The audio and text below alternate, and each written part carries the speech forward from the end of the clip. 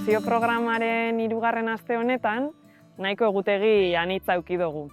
Hasi genduan astia administrazio publikoetako plan linguistikoen inguruan ezagutza apur bat partekatu zigun aditu batek, eta gero jarraipena eman diogu ere aste honetan, aurreko astean hasi genduan genero gaiei buruzko eduki horri. Era berean bai, aste honetan egoera soziolinguistikoetarako diagnostiko eta interventziorako hori gauzatzeko saio batzuk egin ditugu, eta emuneko kidien bisita bai jaso genduan, bertako lana eta bertan dauken esperientzia partekatzeko, gurekin eta taldiakin. Itzulpen eta interpretazioari buruzko saio bat ere izan dugu, era berean bai eduki dugu aukera barrura begira taldeak komunitate linguistiko ezberdinetan aurrera eramaten dituzten praktika honen edo praktika interesgarrien berri izan dezaten, hau da elkarren berri izan dezaten,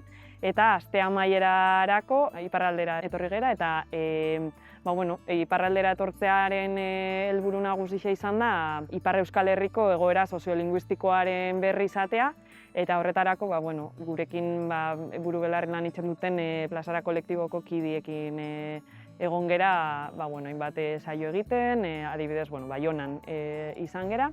Eta barrura begirako saioez gain aukera eduki dugu ere bai zinemara joateko, Runasimi izeneko pelikula ikusteko, eta gure partaide ketxuek ere bai euren komunitate eta errealitateen berri emateko. Eta astea amaitzeko Saran ere izan gera, ikusi-makusi ferian, eta bertan ere eduki dugu esperientzia ezberdinak ikusteko eta ezagutzeko aukera.